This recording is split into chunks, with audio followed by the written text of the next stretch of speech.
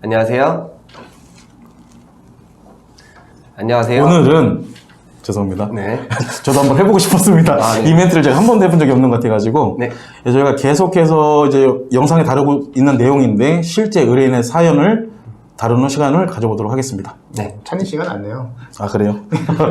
아 이게 뭐든지 처음은 어렵네요. 아 저 잘할 수 있을 것 같아서 그게 들었는데 죄송합니다.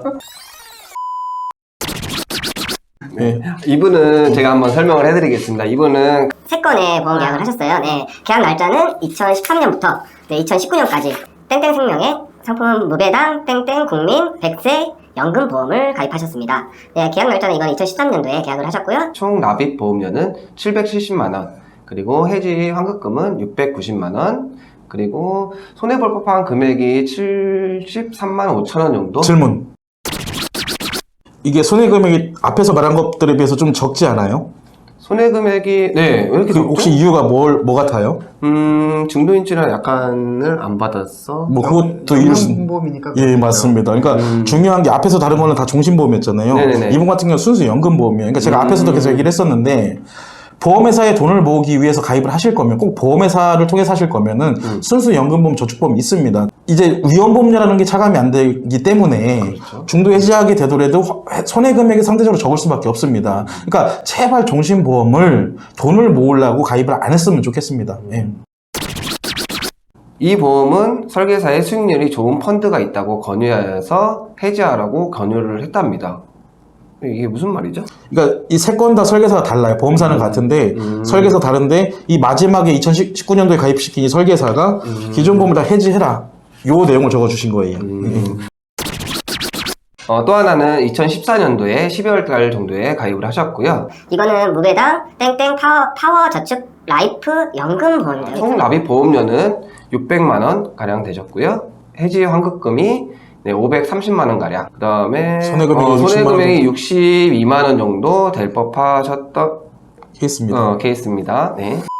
계약 날짜는 2019년 11월 달에 가입하셨고요. 무배당 땡땡 국민의 평생 종신보험 적금 가산형 1종 유니버설형입니다. 총 납입하셨던 보험료가 1,700만원 가량 되셨고요. 그 다음에 해지 환급금으로 1,100만원 정도 받으셨네요. 네, 손해볼 법한 금액이 600만원 정도 되실 법 했습니다. 네, 보험 계약서 및 계약 약관에 자필 서명한 증서가 없으며 지금 실제로 내고 있는 금액 계약 증서 또한 보내주지 않았답니다.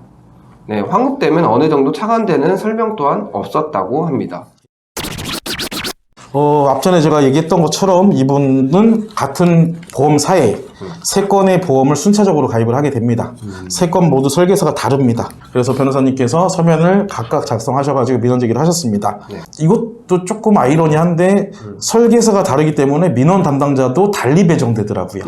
네, 그래서 같은 날 동시에 민원 제기를 했는데 늦게 가입한 2019년 11월 계약에 대해서 먼저 민원 수용이 됐습니다. 그래서 요거부터 좀 설명을 드려보도록 하겠습니다. 그 금액이 큰 거였는데 다행이네요. 예. 이거는 이제 설계사가 어떻게 접근을 하냐면 기존 보험들, 앞에 말한 연금보험이 되겠죠? 연금보험에 대해서 이제 보험료를 꼬박꼬박 잘 내고 있었어요.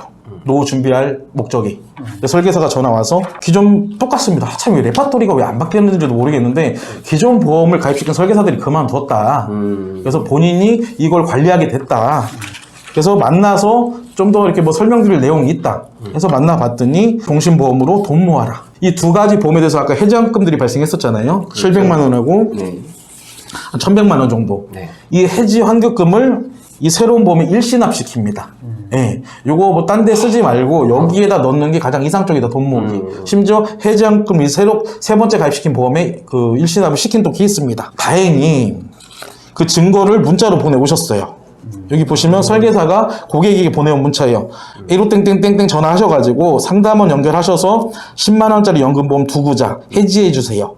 돈 들어오시면 다시 한번 전화하셔서 평생 종신 쪽으로 최대 한도까지 추가 납입해주시고 원하시는 금액 선납하셔도 됩니다. 언제나 건강하세요. 괴롭히지 않아야지 건강하지. 그래서 상품 설명 미이행을 원인으로 삼았고요. 또 하나는 부당 승한 계약. 기존 계약을 목적성에 맞게 가입했던 기존 보험을 해지시키고 요 새로운 보험을 가입시켰기 때문에, 그리고 요것도 이제 계약 당시 그 가입 당시에 서명했던 청약서하고 상품 설명서들을 받아봤더니 일부분에는 대필이 돼 있더라고요. 그래서 이것을 원인으로 민원 제기를 했는데 이제 민원이 수용됐었고요. 그런데 나머지 두 건에 대해서도 조금 그 설명을 드리면 변호사님께서 보통 이제 어떻게 진행을 하시냐면 이런 케이스 같은 경우는 이 해당 건에 대한 문제 제기를 하십니다. 그리고 이 설계사가 기존 보험을 해지시키면서 손해 발생을 시켰다. 더욱이 땡땡의 잘못된 지시를 받은 민원인은 기존 보험들을 해지하였고 이로 인해 130만 원 이상의 금전적인 손실을 보는 등의 피해가 발생하였습니다. 따라서 본 법인은 귀사가 민원인이 이 사건 보험과 기존 보험들에 대해 납입한 보험료 전액을 민원인에게 반환하여 주시기를 요청하는 바입니다. 그럼 이어서 두 건에 대해서 좀 간략하게 설명을 드려보도록 하겠습니다. 먼저 2013년 7월, 요거는 이제 설계사가 근무지로 찾아옵니다. 뭐가 억울했냐면, 일단 요것도 이제 종신보험에 비해서 모아지는 돈은 많으나, 은행은 사업비가 하나도 발생하지 않는데 반해 보험회사의 순수 저축보험 연금보험은 사업비가 발생합니다. 예전에보다 좀 줄기는 했지만 지금도 한 10%가량 차감되는 걸로 알고 있습니다. 근데 이런 부분 없이 이상적인 얘기만 한 거죠. 뭐 복리이자다, 비과세이다, 뭐 돈을 모기 이만한 상품이 없다로 해가지고 가입을 했던 거고요. 그래서 그 상품 설명 미행에 대해서 문제를 삼았고요. 또 하나는 이분도 자필 설명 서류를 요청해서 받아보니 일부분에 대필이 되어 있었습니다. 2013년도에 대한 보험료를 계속해서 내고 있었습니다.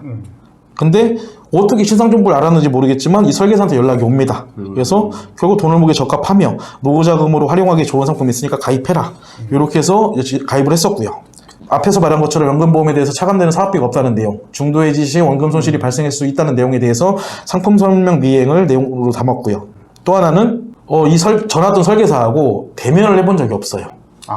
전화상으로 상품을 참 대단한 설계사인 것 같아요. 이게 쉽지 않은 영업 방식인데 지인을 통해서 영업하는 게 아니잖아요. 그러니까 모르는 사람을 상대로 영업하는 건데 전화로 상품 설명을 잘못된 설명을 하고 그리고 우편으로 계약을 주고 받았는데 일부분의 서류에 대필이 돼 있었더라고요.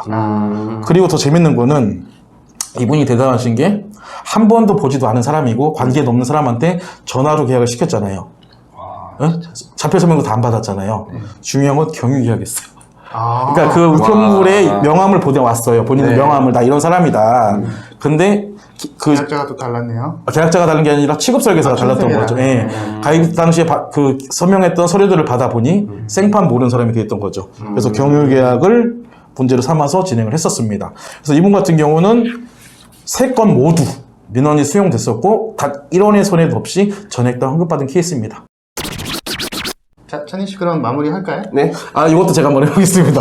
아까 인트로 때 뺐었는데 잘 못됐다고 했으니까 네. 이번에는 한번 제대로 해보겠습니다. 네, 기대하겠습니다. 앞으로도 저희 법무부인 진성은 보험회사의 잘못된 관행과 금융감독원의 잘못된 관행으로부터 최선을 다하도록 하겠습니다. 감사합니다. 감사합니다.